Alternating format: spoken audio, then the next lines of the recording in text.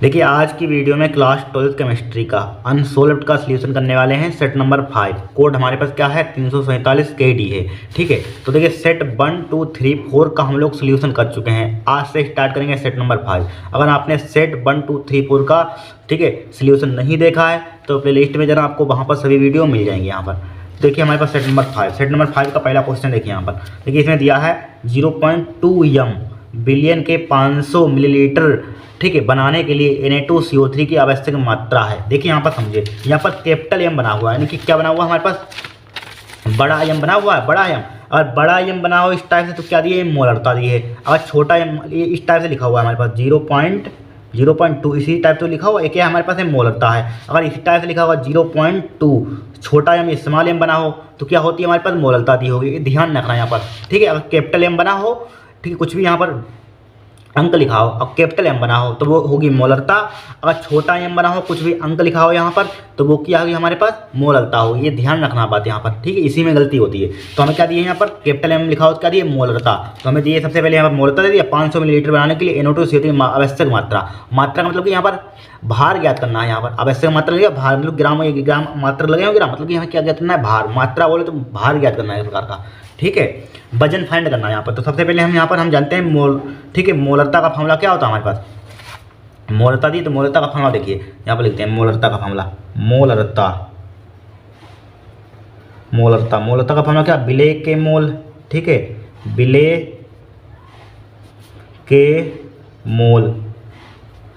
के मोल divided by क्या होता है बिलियन का आयतन लीटर में होता है। बिलियन का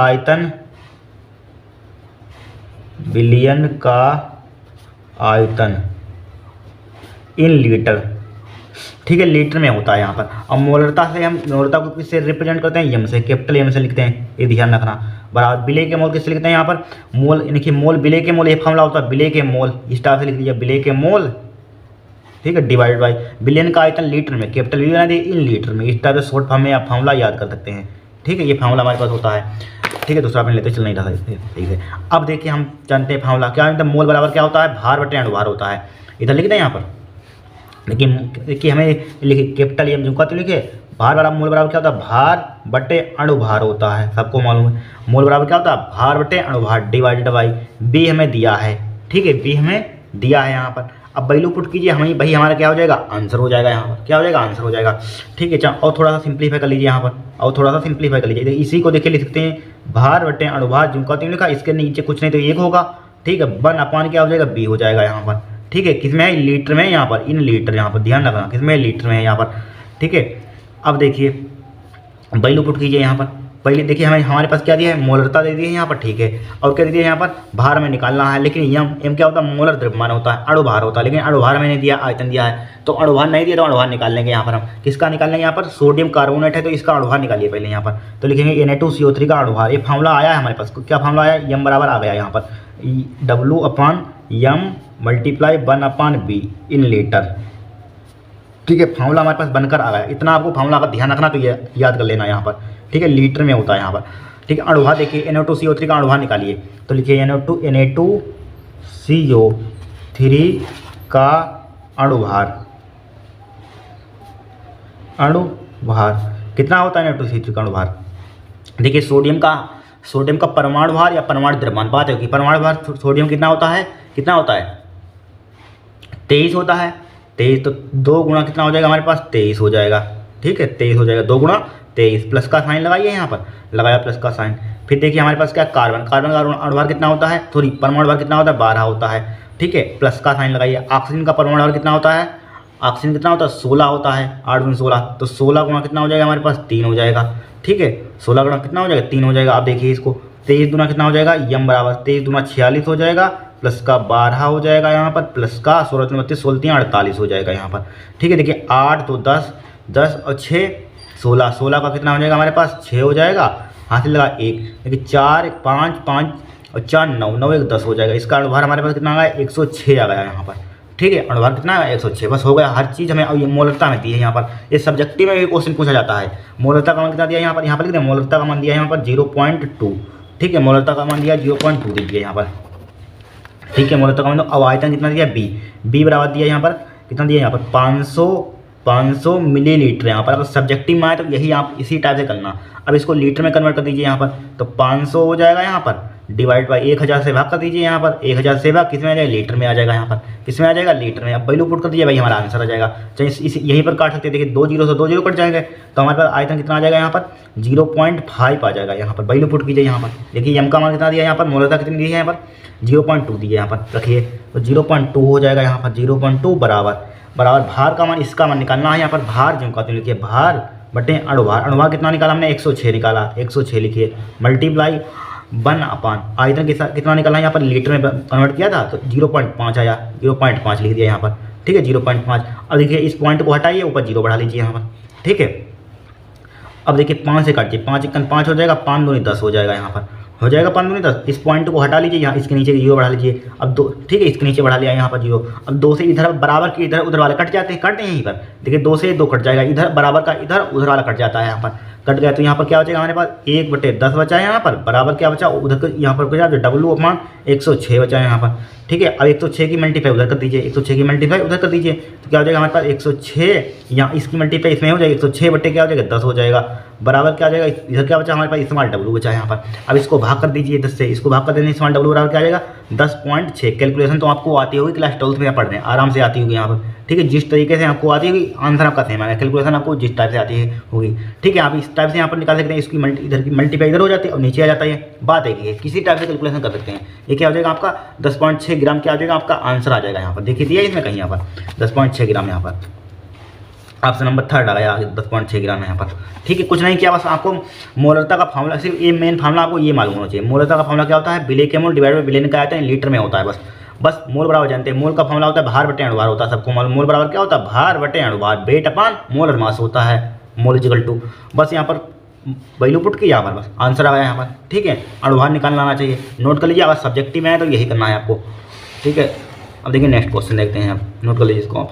अब देखिए नेक्स्ट क्वेश्चन, देखिए इसमें पूछा गया निम्नलिखित में रंगहीन आयन है, रंगहीन आयन बताना है। तो रंगहीन आयन कौन सा होता है, जिसमें अयुग्मित इलेक्ट्रॉन की संख्या 1 में ना हो, 0, वो क्या होता है, रंगहीन होता है। जिसमें कुछ ना कुछ हो तो क्या होता है हमारे पास, वो क्या होता है, रंगीन होता है, ठीक है। पीछे क्वेश्चन हम करवा चुके हैं ये वाले क्वेश्चन, ठीक है, कोई नया नहीं आया यहाँ पर। देखिए सेट नंबर 4 में आया था शायद, यहाँ पर ये आया था, निम्नलिखित में आयन के जलीय विलयन का रंग लिखिए। जब हमारे पास डी कक्षा में क्या होता है, ऑर्बिटल में, यानी कि इलेक्ट्रॉन की संख्या कुछ ना कुछ आ जाए तो क्या होता है, रंगीन होता है। जब कुछ भी ना आए, 0 आ जाए, क्या होता है, रंगीन होता है। बस इलेक्ट्रॉनिक विन्यास आना चाहिए आपको। तो देखिए हमारे पास खा है यहाँ पर, क्वेश्चन नंबर क्या है हमारे पास, खा। देखिए क्या हमारे पास दिया, इसको चेक करते हैं। ये वाला हमारे पास रंगीन आयन, इनको तीनों को आपको चेक करना है। वैसे ये वाला क्या होता है, एक्चुअल में रंगहीन होता है, Cu+ का बना आंसर होगा हमारे पास। तो चेक करके दिखाते हैं कैसे होगा आंसर यहाँ पर। इन पहले दूसरे, मतलब पहला दूसरा तीसरे को आप चेक करना, ठीक है, चेक करना यहाँ पर आते हैं, इनको सीख लेना यहाँ पर, ठीक है। तो हमारे पास क्या है, कापर है यहाँ पर। कापर का परमाणु क्रमांक बताइए कितना होता है। कापर का परमाणु क्रमांक होता है हमारे पास Z बराबर कितना होता है, 29 होता है। ये अपवाद होता है इसका इलेक्ट्रॉनिक विन्यास, ठीक है। 24 और 29 का ध्यान रखना, इलेक्ट्रॉनिक विन्यास किस टाइप से करते हैं। देखिए 1s2 2s2 2s2 2p6 3s2 3p6 3p6 आता है। फिर क्या आता है हमारे पास, 3p6 के बाद क्या आएगा, 3d आता है यहाँ पर। फिर क्या आता है हमारे पास, 4s आता है, ठीक है। इसमें मत भरना। देखिए 2 2 4 6 10 2 12 6 18 होता है यहाँ पर। 18 बटा हमें 29 है यहाँ पर। 18 और 2 20 और 9 29 हो जाएगा। वैसे एक्चुअल में इलेक्ट्रॉनिक विन्यास हम इस टाइप से करते हैं यहाँ पर, ठीक है। जिंक का सोडियम का पोटेशियम का, ठीक है, ये अपवाद नहीं होते, इनको इस टाइप से करते हैं। लेकिन बट ये अपवाद होता है। अपवाद के लिए इसमें क्या करते हैं, यहाँ से 1 घटा देते हैं, 2 है यहाँ पर 1 कर देते हैं, अब यहाँ पर 10 कर देते हैं। ये अपवाद होता है यहाँ पर। पहले इस टाइप से करना, फिर 1 से यहाँ 24 और 29 वाला देना, 24 और 29 वाले में यही काम करना। पहले जिस टाइप से हम इलेक्ट्रॉनिक विन्यास करते हैं उसी टाइप से करना, ठीक है। अब चूँकि हम जानते हैं अपवाद होता है, तो यहाँ से 1 इलेक्ट्रॉन घटा देते हैं, इसमें बढ़ा देते हैं। तो इसमें क्या हो जाएगा, यहाँ पर 1 हो जाएगा, 4s1 में क्या हो जाएगा, यहाँ पर 4s1 में 1 हो जाएगा, और यहाँ पर क्या इसमें 1 बढ़ा दें 10 हो जाएगा यहाँ पर, ठीक है। अपवाद वाला होता है, इसीलिए एक काम करते हैं यहाँ पर। अब देखिए हम यहाँ पास क्या है, हमारे पास Cu+ का बन है यहाँ पर। क्या है हमारे पास, कहाँ Cu+ का बन, Cu+ का बन यहाँ पर देखिए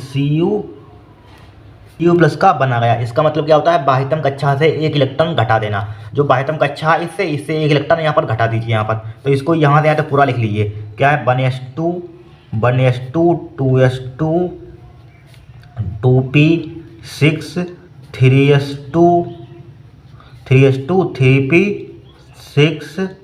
3p6 ये 6 है यहाँ पर, ठीक है। 3p6 फिर हमारे पास क्या है 3d10। अब यहाँ से एक इलेक्ट्रॉन घटा दीजिए, यहाँ पर क्या बचेगा, यहाँ पर 4s0 बचेगा। प्लस का मतलब क्या होता है, अगर बाह्यतम कक्षा से इलेक्ट्रॉन घटा देना, तो इसमें से 1 था, यहाँ पर 1 घट गया, यहाँ पर अगर 2 हो तो 2 घटा देते, 3 हो तो 3 घटा देते, ये आपको पीछे बताया था यहाँ पर।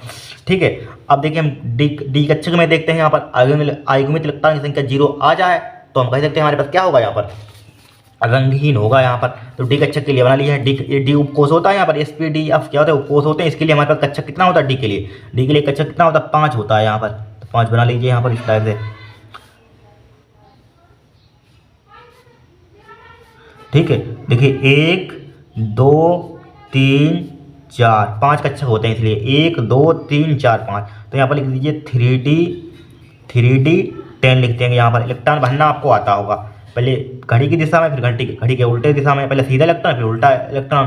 तो कितना हो जाएगा, 1 सीधा 2 3 4 5 6 7 8 9 10। यहाँ पर देखिए आयुग्मित इलेक्ट्रॉन एक भी है, नहीं है आयुग्मित इलेक्ट्रॉन यहाँ पर, नहीं है यहाँ पर। ठीक है, आयुग्मित युग्म में ना हो, युग्म में सभी युग्म में है, मतलब जोड़े में सभी, यहाँ पर भी 2 हैं, यहाँ पर भी 2 हैं, यहाँ पर भी 2 हैं, यहाँ पर भी 2 हैं, यहाँ पर भी 2 हैं। ठीक है, तो आयुग्मित इलेक्ट्रॉन यहाँ पर कितने हैं, 0 हैं आयुग्मित इलेक्ट्रॉन। ठीक है, पीछे क्वेश्चन करवा चुके हैं, पीछे कोई नया क्वेश्चन नहीं है। आयुग्मित इलेक्ट्रॉन हमारे पास कितना है, 0 है। जब 0 होता है इसमें तो क्या होता है, ये रंगहीन है। ये वाला हमारे पास क्या है, रंगहीन है यहाँ पर। ठीक है, तो ये वाला हमारे पास Cu+1 क्या है, रंगहीन है, ये वाला आंसर होगा। इसमें रंगहीन पूछा गया, रंगीन आयन कौन सा, तो ये वाला रंगीन आयन है। तो क्या होगा, चौथा आंसर होगा यहाँ पर। ठीक है, कुछ नहीं होता इन क्वेश्चनों में, बहुत ही सिंपल होते हैं, पीछे बता चुके हैं, फिर से समझ लीजिए। यहाँ पर ये क्वेश्चन आते जरूर हैं। कुछ नहीं, कोई एलिमेंट होगा आपको दिया होगा, उसका आपको इलेक्ट्रॉनिक विन्यास करना आना चाहिए। ठीक है, इलेक्ट्रॉनिक विन्यास मान लीजिए आप निकल का सोल्व कर रहे हैं, निकल का चेक करना आप यहाँ पर, इसका इलेक्ट्रॉनिक विन्यास करना, जितने प्लस दिए हुए हैं इसी टाइप से उस बाह्यतम कक्षा से उतने ही इलेक्ट्रॉन निकाल लेना यहाँ पर। ठीक है, उतने ही इलेक्ट्रॉन निकाल देना, जो बचे हमारे पास 3d बचेगा यहाँ पर। 3d के लिए हम क्या बना देंगे, यहाँ पर कक्षक बना देंगे यहाँ पर, और इलेक्ट्रॉन भर देंगे यहाँ पर, बस हो जाएगा काम यहाँ पर। हुंड के नियम से यहाँ पर देख लेंगे, वहाँ पर अगर आयुग्मित इलेक्ट्रॉन मान लीजिए एक यहाँ पर आ गया, यहाँ पर मान लीजिए युग्म में नहीं दिया, यहाँ पर युग्म में नहीं दिया, एक सिर्फ ओनली आ गया यहाँ पर, तो एक लिख देंगे तो क्या होगा, हमारे पास रंगीन होगा। और अगर आयुग्मित इलेक्ट्रॉन एक भी ना हो, ठीक है, इसमें एक भी नहीं है, तो 0 आ जाए तो क्या होगा, रंगीन होगा। ये आप बात ध्यान रखनी है, क्योंकि इसमें रंगीन पूछा गया तो क्या होगा, ये वाला रंगीन, इसमें आयुग्मित इलेक्ट्रॉन क्या होगा, 0 हो गया। ठीक है, अनपेयर्ड इलेक्ट्रॉन तो क्या होगा यहाँ पर, ये रंगहीन होगा यहाँ पर। ठीक है, इसी टाइप से कर लेना, पीछे समझाया थे बहुत क्वेश्चन यहाँ पर, आपको दिखाया भी था यहाँ पर। फिर देखिए नेक्स्ट क्वेश्चन यहाँ पर, नेक्स्ट में दिया यहाँ पर, इनको आप चेक करके देखना है यहाँ पर। ठीक है, इनमें कुछ ना कुछ अनपेयर्ड इलेक्ट्रॉन, इनमें कुछ ना कुछ आ जाएगा। मान लीजिए इसमें 1 आ जाएगा, 2 जितने भी चेक कर लेना, तो क्या होगा, रंगहीन होगा। इसमें कुछ ना कुछ आएगा जरूर, इसमें भी अनपेयर्ड इलेक्ट्रॉन कुछ ना कुछ आएगा, चाहे 1 आ जाए, 2 आ जाए, 3 आए, कुछ भी आए, तो क्या होगा, ये रंगीन होगा। ये भी रंगीन है, ये रंगीन है, लेकिन ये तीनों क्या है, रंगीन है। ये ध्यान रखना चाहिए ऑब्जेक्टिव, लेकिन 2+ क्या है, रंगीन है, ये भी रंगीन है, ये भी रंगीन है, क्योंकि इसमें आयुग्मित इलेक्ट्रॉन कुछ ना कुछ आएंगे। ये वाला रंगहीन है, ठीक है, ये क्या है, रंगीन है तीनों, ये क्या है, रंगहीन है। ठीक है, अब फिर देखिए संकर आयन दिया है, निकिल Cn का होल 4, इसके ऊपर ठीक है एक्स में, ठीक है, अननोन वैल्यू लिख दी, इसका एक्स मान है। जिस टाइप से ऑक्सीडेशन नंबर फाइंड करते हैं वही है यहाँ पर है। तो निकिल की वैलेंसी कितनी होती है, निकिल की वैलेंसी बताइए यहाँ पर, Ni पर वैलेंसी कितनी होती है जरा बताना, 2 होती है। ठीक है, लेकिन निकिल पर कितनी होती है, लिखिए 2+ का होता है निकिल पर, ये लिख दिया इन्होंने, निकिल पर कितना होता है 2+। यहाँ पर Cn पर कितनी होती है वैलेंसी, -1 होती है। ठीक है, और x इसके बराबर लिख दिया, भाई हमारा आंसर हो जाएगा। देखिए सोल्व करते हैं यहाँ पर। ठीक है, संकर आयन दिया यहाँ पर, क्या दिया यहाँ पर, संकर आयन दिया यहाँ पर। ठीक है, क्वेश्चन नंबर क्या है, गा है यहाँ पर, दूसरा फिर लीजिए, गा में दिया संकर आयन NiCN का होल 4, इस पर क्या लिख दिया हमें यहाँ पर, x लिख दिया यहाँ पर। ठीक है, x लिख दिया यहाँ पर। अब देखिए क्या करेंगे यहाँ पर, निकिल की वैलेंसी कितनी होती है, 2 होती है, प्लस का 2 होती है, प्लस का 2 लिख दिया, प्लस का साइन लगे। Cn पर कितना होता है वैलेंसी, -1 होती है, तो -1 है कितने, Cn हमारे पास 4 है, मल्टीप्लाई 4 हो जाएगा, बराबर इस पर 4 जो होता है कुछ ना कुछ तो लिखते हैं इसके आगे, लेकिन इसमें अननोन वैल्यू दी है तो x लिख दिया यहाँ पर। ठीक है, तो क्या हो जाएगा हमारे पास 2 4 -4 हो जाएगा, बराबर कितना हो जाएगा, x हो जाएगा यहाँ पर, x हो जाएगा।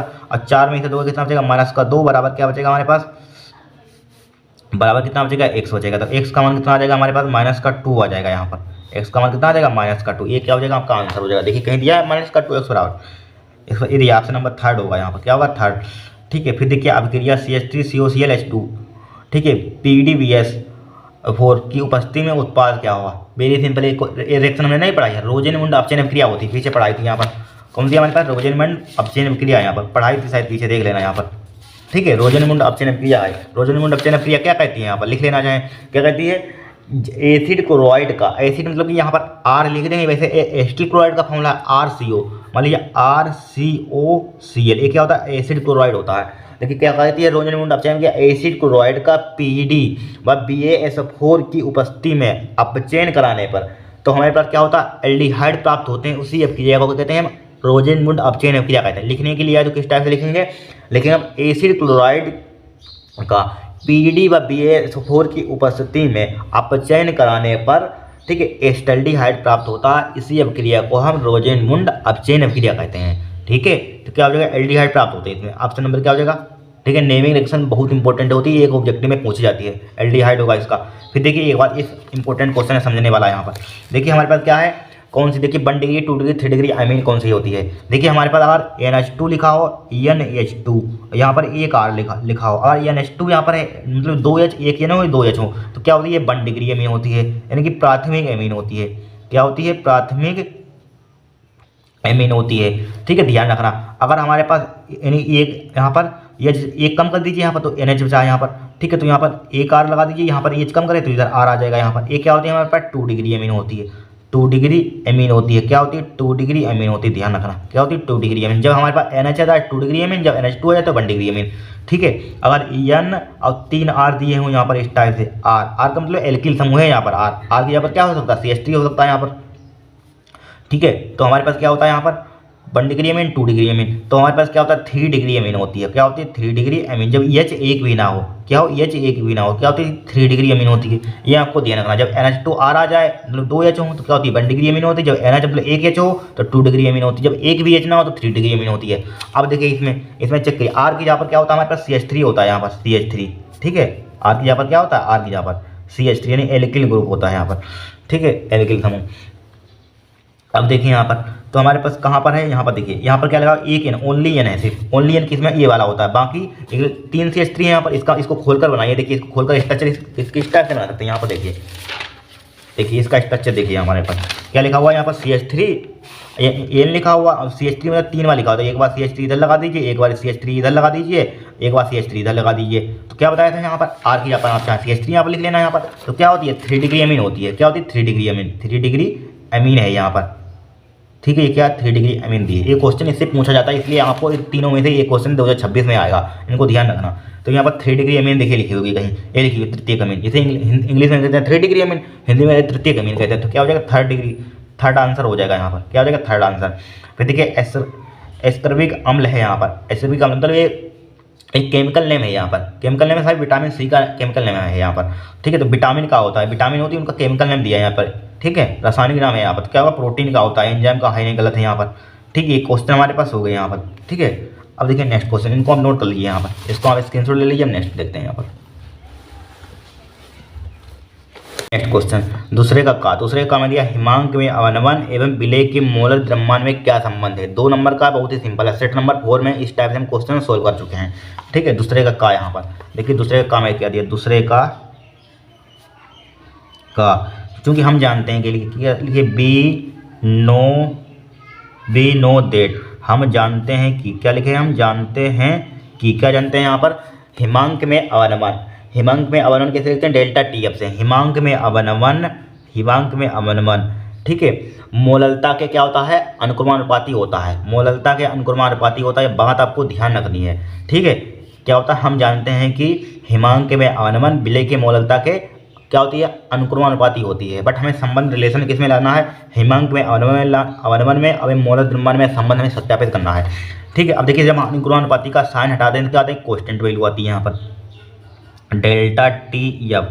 ठीक है, बराबर, ठीक है, क्या ले लेंगे यहाँ पर, हम एक KF ले लेंगे कांस्टेंट यहाँ पर, KF इंटू M हो जाएगा। KF क्या होता है यहाँ पर, ठीक है, मोलल अवनमन स्थिरांक। यहाँ पर अवनमन लिखा हुआ है, मोलल अवनमन स्थिरांक होता है। इसको डाल दीजिए समीकरण 1 यहाँ पर।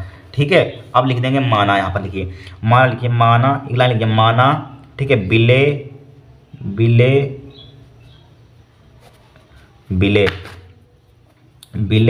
विलेय तथा विलायक। ठीक है, विलेय तथा विलायक के भार। ठीक है, विलेय तथा विलायक के भार उधर दिख जाएगा, वैसे दिख जाएगा स्मॉल, यानी कि विलेय का भार कम होता है विलेय, तो क्या होता है स्मॉल डब्लू। स्मॉल डब्लू किसमें, ये ग्राम में है, यहाँ पर ग्राम में माना है यहाँ पर स्मॉल डब्लू ग्राम, ठीक है ग्राम में यहाँ पर। और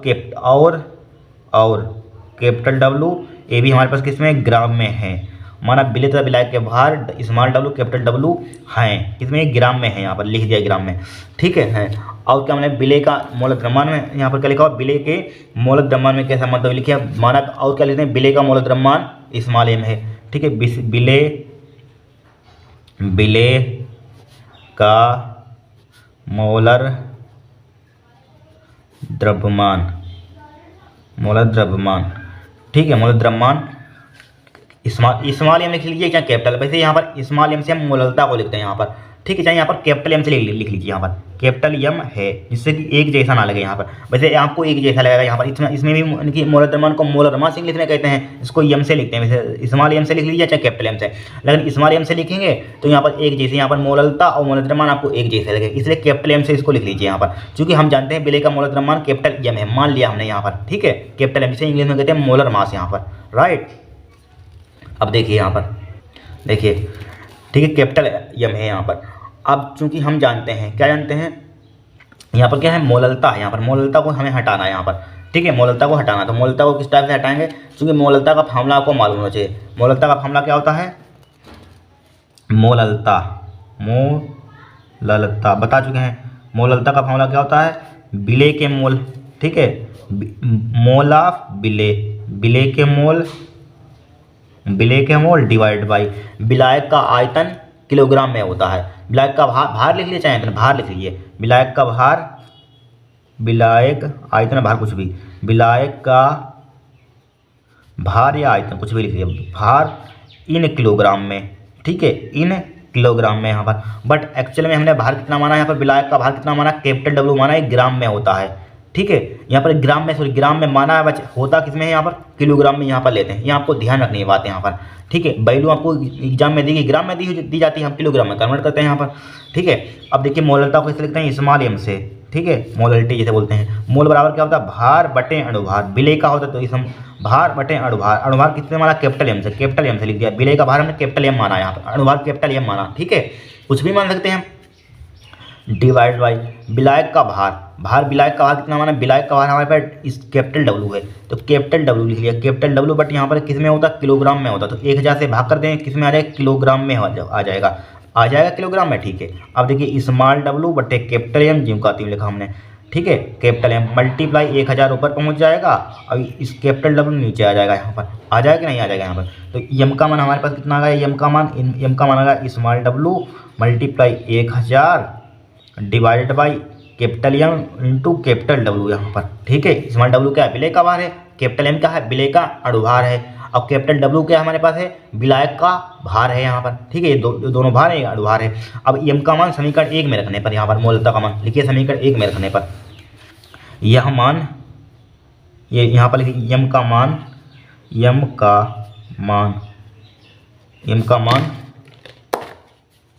समीकरण 1 में रखने पर, समीकरण 1 में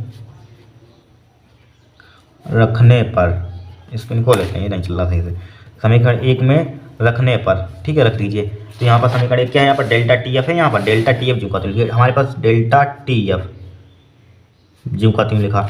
अब देखिए के एफ भी जिम का तीन लिखिए, के एफ भी हमने जिम का तीन लिखा, मल्टीप्लाई एम के यहाँ पर रख दीजिए, एम की समीकरण 1 में, ठीक है, यहाँ पर आप रख दीजिए, यहाँ पर तो रखिए, यहाँ पर क्या हो जाएगा, इसको रख दीजिए स्मॉल डब्ल्यू मल्टीप्लाई 1000, ठीक है, divided by capital M multiply capital W यहाँ पर, ठीक है। तो डेल्टा टी एफ का मान हमारे पास कितना आ जाएगा, डेल्टा टी एफ बराबर आ गया के F multiply small W multiply 1000 divided by capital M capital W, ठीक है। यही हमारे पास क्या हुआ, रिलेशन हो गया यहाँ पर, यही हमें रिलेशन फाइंड करना, ये फार्मूला रट लेना बहुत इंपॉर्टेंट है, इस पर न्यूमेरिकल जरूर पूछा जाता है, डेरिवेशन करना है, इंपॉर्टेंट है रिलेशन, इसको तैयार कर लेना है। यहाँ पर इसमें कुछ है नहीं, सिर्फ एक बात आपको ध्यान रखनी है, ठीक है, क्या होता है हमारे पास डेल्टा टी एफ अनुक्रमानुपाती होता है एम के, यानी कि हिमांक में अवनमन मोललता के अनुक्रमानुपाती होता है, ठीक है, क्या होता है, अनुक्रमानुपाती होता है यहाँ पर, ठीक है। जब अनुक्रमानुपाती का साइन हटाएंगे तो क्या है, के एफ आ जाएगा यहाँ पर, बस इसको समीकरण 1 डालेंगे अब मोललता का फॉर्मूला देना था। मोललता का फॉर्मूला क्या होता है, विलेकेमोल डिवाइडेड विलायक का भार इन किलोग्राम में। ठीक है, विलेकेमोल का फॉर्मूला जानते हैं, मोल बराबर क्या होता है, भार बटे अणुभार होता है। अब विलायक का भार हमने माना है, बस इधर उधर करना वैल्यू पुट कर देना भैया, रिलेशन बन जाएगा यहाँ पर। ठीक, कुछ है नहीं इसमें, नोट लीजिए। नेक्स्ट क्वेश्चन देखते हैं यहाँ पर। ठीक है,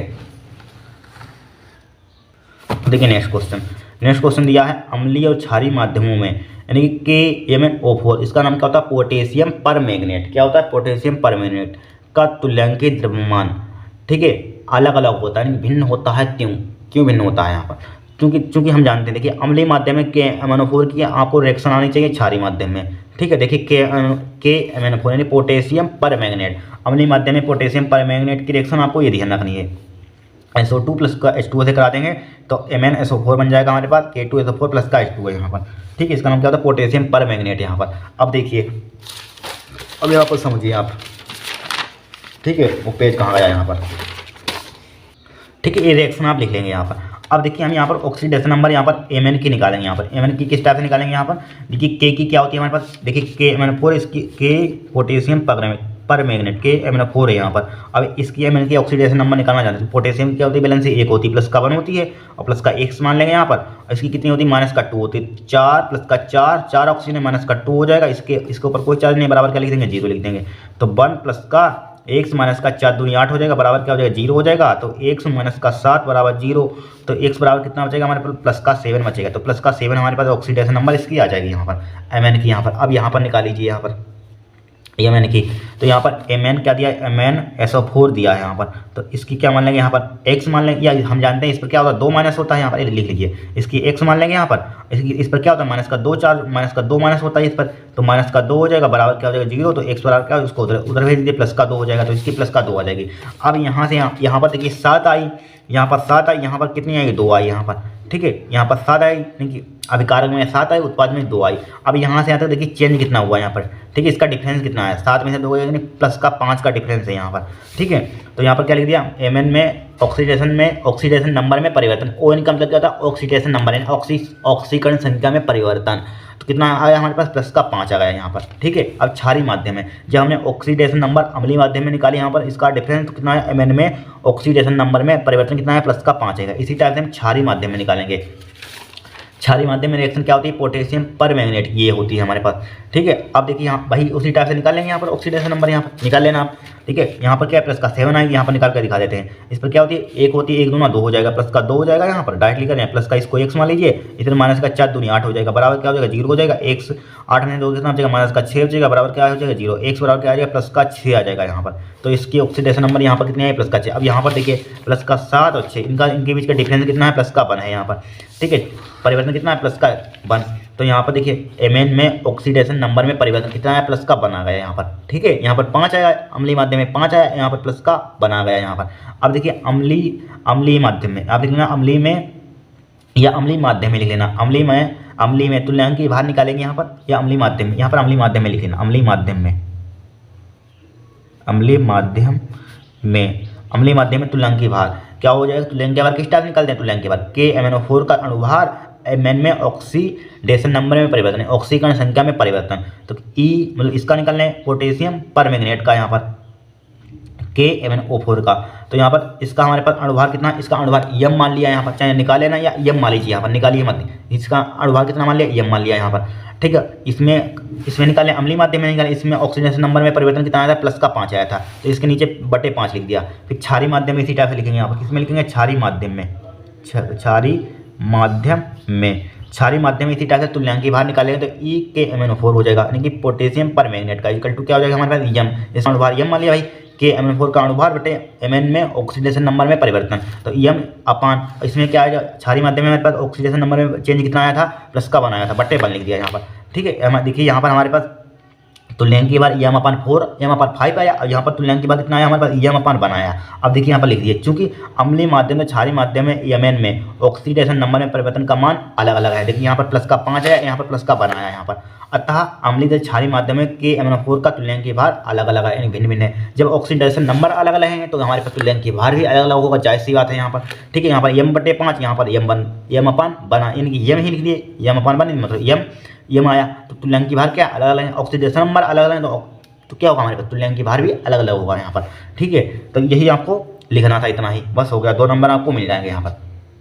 ठीक है, कुछ है इसमें, है बहुत ही सिंपल है, बस आपको ये रिएक्शन आपको ध्यान रखनी है यहाँ पर। ठीक है, अब बस अम्लीय माध्यम में तुल्यांक भार निकालना आना चाहिए आपको। क्या होता है KNO4 का अनुभार डिवाइड बाई EMN में ऑक्सीडेशन नंबर में चेंज नहीं परिवर्तन, बस इसमें वैल्यू पुट करेंगे बस आ जाएगा आपका। ठीक है, नोट कर लीजिए। नेक्स्ट क्वेश्चन देखते हैं। देखिए नेक्स्ट क्वेश्चन दूसरे का में दिया है NH4OH बिलियन में CuOH का होल ट्वाइस घुलनशील है। ठीक है, जबकि NaOH बिलियन में नहीं, क्यों? ठीक है, तो इसका उत्तर देखिए, चूंकि NH4OH बिलियन में CuOH का होल ट्वाइस में घुलनशील होता है, क्योंकि CuOH का होल ट्वाइस NH4OH से क्रिया करके संकर यौगिक बना देता है। इससे क्रिया करके क्या बना देता है? संकर यौगिक बना देता है यहाँ पर। ठीक है, जो जल में घुलनशील होता है, जो कि क्या होता है? जल में घुलनशील होता है। ठीक है, जबकि CuOH का होल ट्वाइस NaOH से क्रिया नहीं करता है, यही आपको लिखना है। ठीक है, तो इसके लिए रिएक्शन लिख देंगे, CuOH का होल ट्वाइस NH4OH यहाँ पर इससे क्रिया करके हमारे पास इससे ये क्रिया करके क्या बना देता है? संकर यौगिक बना देता है। ये संकर यौगिक बन गया। इसका नाम IPAC नाम किस टाइप से लिखेंगे? IPAC नाम लिख लेना यहाँ पर। ठीक है, प्लस का 4H2 बन जाएगा, क्या बन जाता है? संकर यौगिक बन जाता है। इसका IPAC नाम किस टाइप से लिखेंगे यहाँ पर? ठीक है, टेट्रामीन कॉपर हो जाएगा। OH का होल ट्वाइस लिखा हुआ तो इसको क्या बोलते हैं? OH क्या बोलते हैं? हाइड्रोक्साइड बोलते हैं, हाइड्रोक्साइड IPAC नाम है, बट एक्चुअल में संकर यौगिक बन गया हमारे पास। ठीक है, यही आपको लिख लेना, 2 नंबर का है यहाँ पर, क्योंकि कुछ है नहीं इसमें। क्या इससे क्रिया कर लेता है तो हमारे पास क्या में संकर यौगिक बन जाता है, ये क्रिया ही नहीं करता है, बस यही आपको कारण लिख देना है। जबकि CuOH का होल ट्वाइस NaOH से क्रिया ही नहीं करता है। ठीक है, क्रिया ही नहीं करता है, बस आपको ये इतना ही लिख देना है यहाँ पर। ठीक है, नोट कर लीजिए आप, 2 नंबर का आपको इतना ही उत्तर लिखना है, 2 नंबर का है, इतना ही आपको उत्तर लिखना है यहाँ पर। नेक्स्ट हमारे पास है दूसरे का घा, निम्नलिखित रासायनिक समीकरण को पूर्ण कीजिए। ठीक है, 2 नंबर किए दिए, CH3 CH Br CH3 दिया है यहाँ पर, एल्कोहलिक से क्रिया करानी है, इसको गर्म कर दिया, प्रोडक्ट ए क्या बनेगा? उत्पाद ए, उत्पाद बी क्या बनेगा? देखिए कुछ नहीं है, सिंपल है। दूसरे का घा देखिए क्या दिया है, CH3 दिया, CH3 CH Br CH3, यही तो दिया है यहाँ पर, यही दिया है यहाँ पर। ठीक है, अभिकारक यही दिया, CH3 CH Br CH3। फिर देखिए एल्कोहलिक KOH दे दिया, एल्कोहलिक KOH यहाँ पर, इसको क्या कर दिया हमने? गर्म कर दिया। अब सबसे पहले इसका नाम बताइए क्या हुआ, इसका IPAC नाम लिखना सीखिए पहले। इसका IPAC नाम किस टाइप से लिखेंगे यहाँ पर? देखिए ये कहाँ पर होता है? यहाँ पर ठीक है, यहाँ पर IPAC नाम। देखिए हमारे पास क्या है, यहीं पर लिख दें। देखिए इसको हम इसका स्ट्रक्चर पहले बनाइए। कार्बन की संयुक्ता कितनी होती है? 4 होती है। देखिए कार्बन है यहाँ पर, इसकी संयुक्ता 1 2 3 4, इधर एक CH3 इधर लगा दिए CH3। ठीक है, इधर चाहे Br ऊपर लगा दीजिए, चाहे नीचे लगा दीजिए, चाहे ऊपर लगा दीजिए Br ऊपर लगा दीजिए, एक H इधर, 1 2 3 4, एक बचा हमारे पास। फिर क्या हमारे पास है? CH3 है यहाँ पर, फिर और यहाँ पर CH3 दे दिया यहाँ पर। ठीक है, एक बार CH3 यहाँ पर, 2 बार CH3 दिया है ना यहाँ पर, देख लीजिए कितनी बार दिया है? 2 बार CH3 दिया यहाँ पर, ये लीजिए CH3 CH Br CH3 दिया यहाँ पर 2 बार। ठीक है, फिर देखिए एक कार्बन हमारे पास ये वाला दिया है, C इधर कार्बन लिख दीजिए, फिर 1 2 3 4, तो यहाँ पर 3 1 2 3 यहाँ पर, इसका स्ट्रक्चर इस टाइप से होगा। अब देखिए इसका IPAC नाम किस टाइप से लिखेंगे यहाँ पर? देखिए यहाँ पर 1 2 3 हो जाएगा यहाँ पर, तो इसका नाम क्या हो जाएगा? 2 पर ब्रोमो लिखा हुआ है तो 2 ब्रोमो हो जाएगा यहाँ पर। क्या हो जाएगा? 2 ब्रोमो। ठीक है, मैथ एथ प्रोप हो जाएगा, प्रोप। अब कार्बन के बीच बॉन्ड कौन सा हमारे पास? सिंगल है, सिंगल बॉन्ड है, प्रोप एन हो जाएगा। ये इसका क्या हो जाएगा? IPAC नाम हो जाएगा यहाँ पर। ठीक है, इसका स्ट्रक्चर वाला का इस टाइप से लिख सकते हैं यहाँ पर। देखिए इधर से काउंटिंग कर दीजिए, 1 2 3 हो जाएगा, लेकिन ये Br इस पर लगाओ ना कि इस पर। यहाँ पर इस पर इसकी वैलेंसी 4 होती है, Br इस पर लगाएंगे ना कि इस पर, यहाँ पर ध्यान रखना। ठीक है, तो क्या हो जाएगा? 2 ब्रोमो हो जाएगा, प्रोपेन हो जाएगा। क्या हो जाएगा? प्रोपेन हो जाएगा। अब देखिए एक बात यहाँ से, अब यहाँ से देखिए यहाँ पर K है, अब यहाँ पर Br है। अब K Br यहाँ से K और Br क्या हो जाएगा? निकल जाएगा। ठीक है, चाहे यहीं पर निकाल कर दिखा दीजिए, K Br क्या हो जाएगा हमारे पास? निकल जाएगा यहाँ पर। चाहे इसको निकाल कर दिखाया नहीं जाता, बट आपको बता रहे हैं यहाँ पर, सिर्फ हमें डायरेक्टली प्रोडक्ट ए पर पहुँचना है। ठीक है, यही पूछा गया है यहाँ पर, इससे कोई मतलब ही नहीं है। ठीक है, तो क्या बचा हमारे पास यहाँ पर जो बचा उसका लिख दीजिए, CH3 बचा, CH बचा हमारे पास, CH3 बचा, CH बचा, और यहाँ पर क्या बचा हमारे पास? CH3 है यहाँ पर। लेकिन कार्बन की संयुक्ता 4 होती है, इसको पूरा करने के लिए यहाँ पर क्या लगा देंगे? डबल बॉन्ड लगा देंगे। क्या लगा देंगे? यहाँ पर CH2 कर देंगे यहाँ पर, मतलब 3 हाइड्रोजन थे यहाँ पर, 1 हाइड्रोजन कम कर दिया, अब यहाँ पर डबल बॉन्ड लगा दिया, तो यहाँ पर क्या बचेगा? CH2 बचेगा यहाँ पर। ठीक है, क्या बचेगा? CH2, CH3 CH double bond CH2, इसका नाम क्या हो जाएगा? इसका नाम क्या हो जाएगा? प्रोपीन हो जाएगा। इसका नाम क्या हो जाएगा? प्रोपीन। ठीक है। मेथ एथ प्रोप, प्रोप और बॉन्ड कितना डबल है तो इन लग जाएगा, प्रोपिन इसका नाम हो जाएगा यहाँ पर, ठीक है। तो प्रोडक्ट ए मिल गया हमें यहाँ पर, क्या मिल गया, प्रोडक्ट ए, उत्पाद ए मिल गया यहाँ पर, ठीक है। इसका नाम क्या हो जाएगा, प्रोपिन हो जाएगा, इसकी जगह पर मिल गया। अब देखिए, अब एंटी मार्कोनिकोव का नियम लगाना है, क्या लगाना है, एंटी मार्कोनिकोव का नियम। तो यहाँ पर देखिए, इसकी जस्ट आगे क्या लिखना है यहाँ पर, HBr है यहाँ पर, एंटी मार्कोनिकोव का नियम बहुत सिखा चुके हैं यहाँ पर, HBr। फिर हमारे पास क्या है, परऑक्साइड। अगर परऑक्साइड ना लिखा होता तो मार्कोनिकोव का नियम लगाते, बट यहाँ पर परऑक्साइड लिखा है तो क्या लगाएंगे, एंटी मार्कोनिकोव का नियम, जस्ट उल्टा हो जाता है मार्कोनिकोव के नियम से, ठीक है। परऑक्साइड, परऑक्साइड दिया यहाँ पर, क्या दिया है, परऑक्साइड दिया यहाँ पर, ठीक है। एंड मार्कोनिकोव का नियम ध्यान रखना, मार्कोनिकोव का नियम कहता है, ठीक है, डबल बॉन्ड एक नेगेटिव पार्ट होता है, एक पॉजिटिव पार्ट होता है, क्या होता है, नेगेटिव होता है। अब हम जानते हैं मार्कोनिकोव का नियम क्या कहता है, मार्कोनिकोव का नियम कहता है नेगेटिव पार्ट उस डबल बॉन्ड के उस कार्बन परमाणु पर जुड़ेगा जहाँ हाइड्रोजन की संख्या कम है। अब हाइड्रोजन कहाँ जुड़ेगा, जहाँ हाइड्रोजन की संख्या ज़्यादा है, उस कार्बन पर जुड़ेगा जहाँ हाइड्रोजन की संख्या ज़्यादा है। अब जस्ट एंटी मार्कोनिकोव का नियम कहता है, जस्ट उल्टा कर देते हैं, नेगेटिव पार्ट उस डबल बॉन्ड के उस कार्बन परमाणु पर जुड़ता है जहाँ हाइड्रोजन की संख्या ज़्यादा है।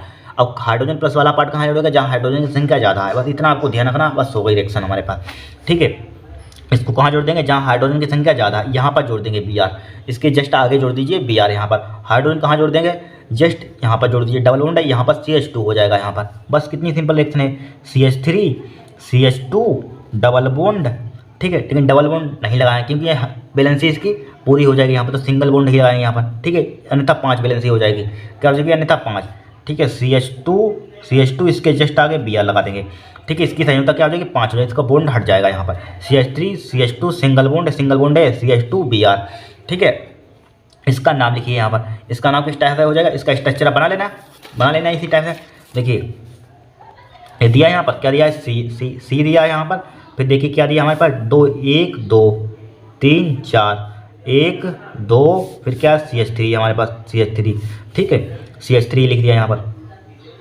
फिर CH3 लगा दिया, फिर 2 H कहाँ है, 2 हैं, इधर सिंगल बॉन्ड है, सिंगल बॉन्ड। फिर क्या हमारे पास C है, एक H इधर हो जाएगा, एक H उधर हो जाएगा, एक Br उधर हो जाएगा यहाँ पर, ठीक है, सही हो गई यहाँ पर, ठीक है, सही। यहाँ पर देखिए 2 हाइड्रोजन थे, 2 हाइड्रोजन लगा दिया, एक CH3 लगा दिया, सिंगल बॉन्ड। फिर यहाँ पर क्या 2 हाइड्रोजन थे, 1 2 और एक Br था। देखिए इसकी कार्बन की संख्या 1 2 3 4, एक बार केमिस्ट्री 0 लेवल से समझिए आप, ठीक है। फिर यहाँ पर बैलेंसी 1 2 3 4। अब देखिए इसका आईपीसी नाम 1 2 3, तो क्या जो मेथ एथ प्रोप हो जाएगा, तो क्या हो जाएगा इसका नाम प्रोप, यानी कि प्रोप हो जाएगा यहाँ पर। बट ब्रोमो किस पर लगा हुआ है, यहाँ पर 1 पर लगा हुआ है, ब्रोमो क्या लगा हुआ है, 1 पर लिख दीजिए, चाहे बन ब्रोमो हो जाएगा यहाँ पर, यहीं पर लिखते हैं यहाँ पर, इसका नाम क्या हो जाएगा, बन ब्रोमो हो जाएगा हमारे पास, बन ब्रोमो। मेथ एथ प्रोप हो जाएगा, प्रोप, और सिंगल बॉन्ड है कार्बन के बीच, तो क्या एन हो जाएगा, प्रोपेन हो जाएगा। इस टाइप से इसका आईपीसी नाम हो जाएगा, ठीक है। आराम से समझिएगा, तो बेसिक लेवल थे आप, ठीक है। बस इस टाइप से आपको करना होता है, रिएक्शन हो गई यहाँ पर। नेक्स्ट तीसरे का में दिया है, एथिल अल्कोहल व जल के मिश्रण में भारानुसार 54% जल है, ठीक है।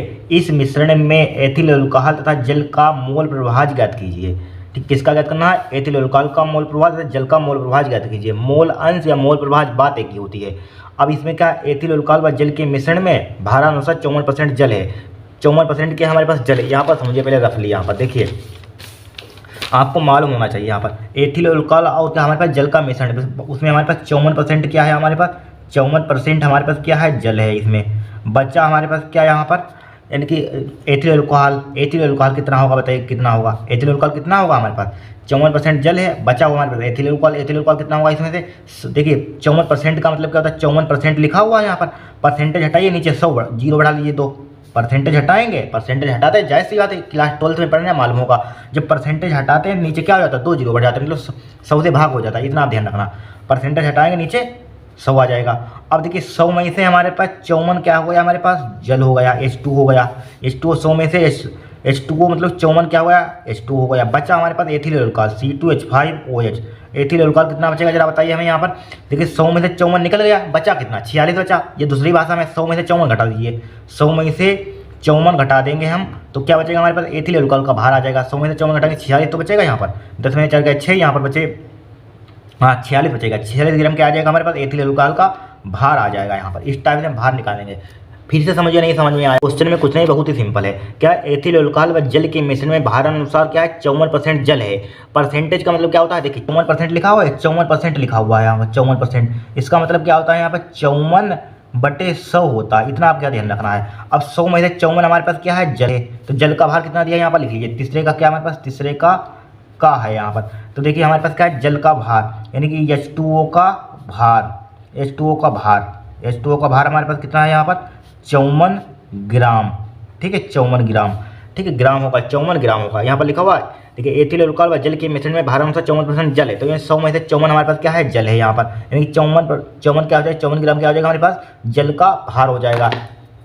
अब बचा हुआ हमारे पास 100 में से बचा हुआ कितना हमारे पास 46 बचेगा। अब लिखिए C2H5 यानी एथिल अल्कोहल का फॉर्मूला ये होता है C2H5OH का भार क्या हो जाएगा, 100 में से घटा 100 माइनस का 54 बराबर कितना आ जाएगा 46 ग्राम हमारे पास क्या आ जाएगा, भार आ जाएगा इसका। ठीक है जल का भार, एथिल अल्कोहल का भार, इतना आपको निकालना आना चाहिए। बेसिक सी बात है, कुछ इसमें है नहीं। अब जल का अणुभार निकाल लीजिए, इसका अणुभार निकाल लीजिए, जाना हमारे पास आ जाएगा। ठीक है क्या आ जाएगा, मोल प्रभाज आ जाएगा यहाँ पर, मोलन से मोल प्रभाज। ठीक है H2O का भार, H2O का अणुभार लिखिए, H2O का अणुभार, H2O का अणुभार H2O का अणुभार कितना होता है, वैसे 18 होता है एक्चुअल में। तो क्या हो जाएगा, इसको यम से चाहे इसको यम चाहे इसको यम1 से चाहे रिप्रेजेंट कर दीजिए। ठीक है यम1 लिख देते हैं यहाँ पर, क्या लिख देते हैं, जल का अणुभार यम1 लिख देते हैं यहाँ पर। यम1 का मान कितना दिया यहाँ पर हमें, देखिए हाइड्रोजन का परमाणु भार कितना होता है 1, तो 2 गुना कितना हो जाएगा 1 हो जाएगा। प्लस का ऑक्सीजन का परमाणु भार कितना होता है हमारे पास 16 होता है, 16 हो जाएगा, बराबर क्या हो जाएगा 18 हो जाएगा यहाँ पर। ठीक है ये अभी H2O का अणुभार निकाल लिया।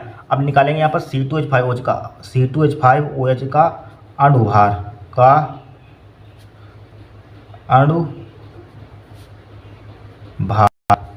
ठीक है इसका अणुभार M2 से रिप्रेजेंट कर दिए, M2 बराबर क्या हो जाएगा हमारे पास, कार्बन का 6 से 12 परमाणु भार होता है। ठीक है परमाणु भार, तो क्या हो जाएगा 2 गुणा 12 प्लस, ठीक है हाइड्रोजन का 1 ही होता है, 5 × 5 हो जाएगा, या 5 गुणा 1 लिख लीजिए, प्लस का 16 प्लस का 1 हो जाएगा।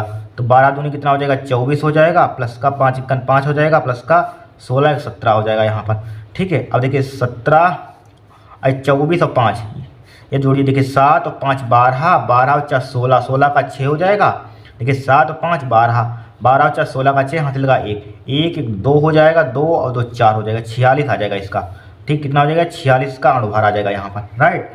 ठीक है बस हो गया काम। अब मोल निकालिए यहाँ पर H2O के मोल किस टाइप से, मोल का फॉर्मूला क्या होता है, भार बटे अणुभार होता है। मोल का फॉर्मूला क्या होता है, मोल बराबर क्या होता है, भार बटे अणुभार होता है, मालूम है हमें यहाँ पर। ठीक है तो देखिए इसको चाहे इसको रिप्रेजेंट कर दीजिए यहाँ पर 54 ग्राम, इसको चाहे W से लिख लीजिए यहाँ पर W1, ये W1 का मान हो जाएगा, इसी को चाहे W1 से लिख लीजिए। ठीक है H2O का भार है, इसको W1 मान लीजिए, इसको W2 मान लीजिए। अगर मानने की इच्छा है, नहीं मानने की इच्छा रहने दीजिए यहाँ पर। ठीक है इसको हमने कहे नाम दे दिया यहाँ पर, H2O का अणुभार M2 से रिप्रेजेंट कर दीजिए, जिसे इंग्लिश में कहते हैं मोलर मास। अब निकालिए H2O के मोल, H2O के मोल। ठीक है H2O के मोल क्या है, इसको N1 से हमने रिप्रेजेंट कर दिया यहाँ पर, N बराबर मोल बराबर क्या होता है, भार बटे अणुभार होता है। ठीक है भार बटे अणुभार होता है, इसको W1 से लिख लीजिए, इसको M1 से लिखा।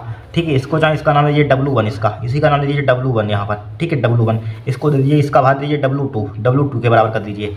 ठीक है W1 का मान हमें कितना दिया है 54 दिया है, 54 लिख दिया यहाँ पर 54।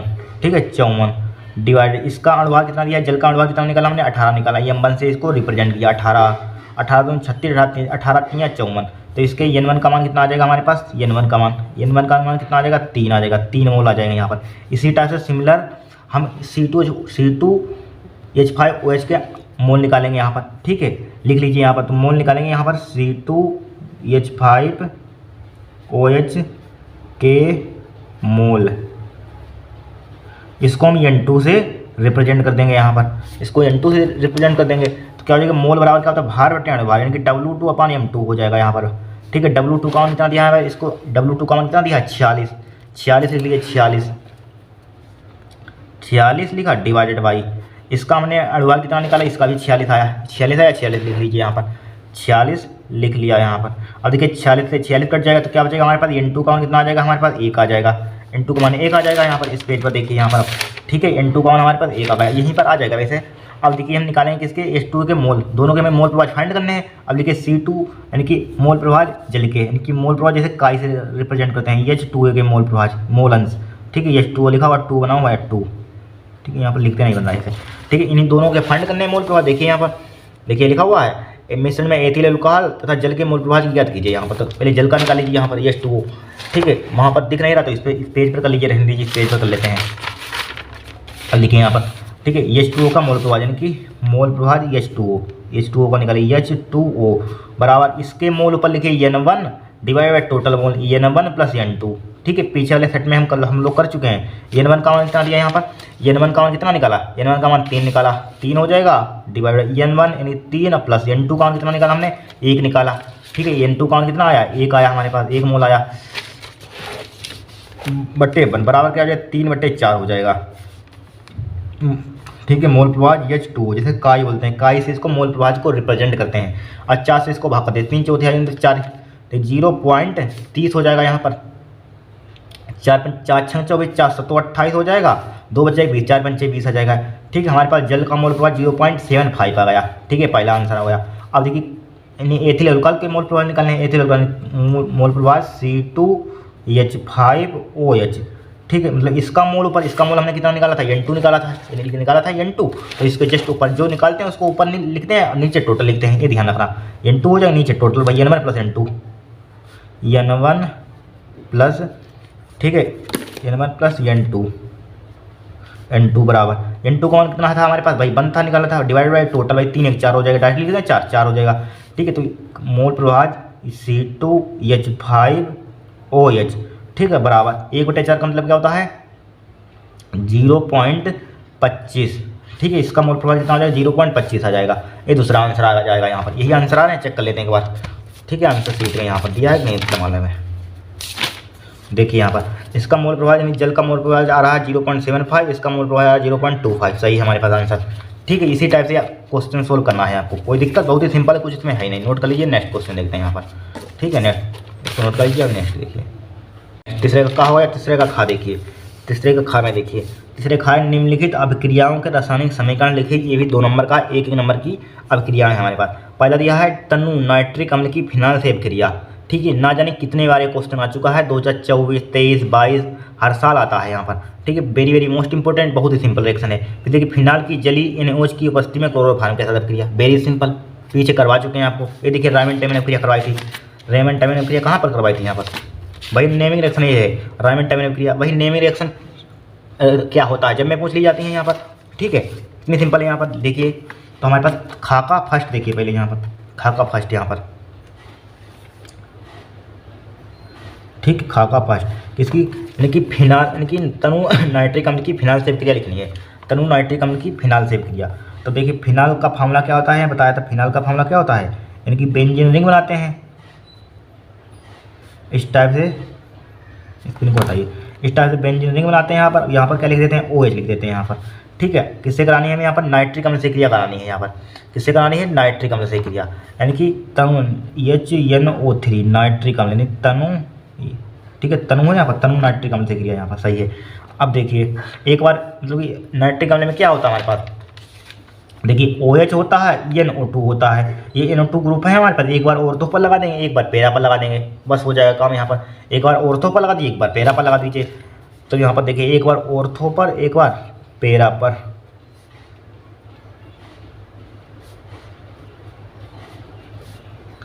ऑर्थो कहाँ पर होता है, यहाँ पर ऑर्थो होता है, NO2 यहाँ पर एक ग्रुप लगा दिए NO2 प्लस का,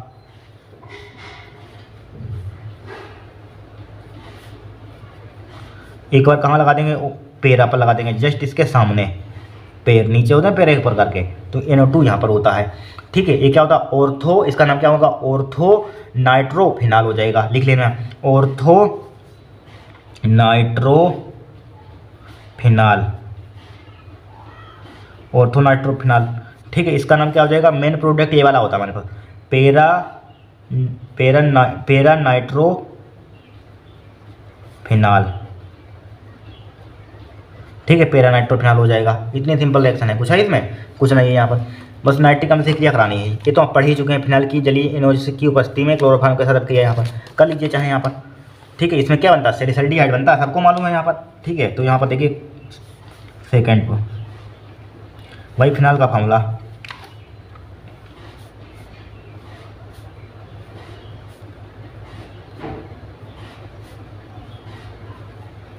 फिनाइल का ये फॉर्मूला होता है, फिनाइल यहाँ पर।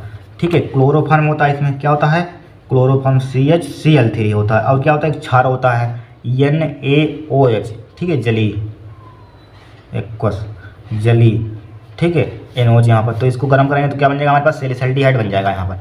क्या बन जाएगा, सैलिसल्डिहाइड बन जाएगा। वहाँ पर दिख जाएगा, यहाँ पर दिख जाएगा वैसे।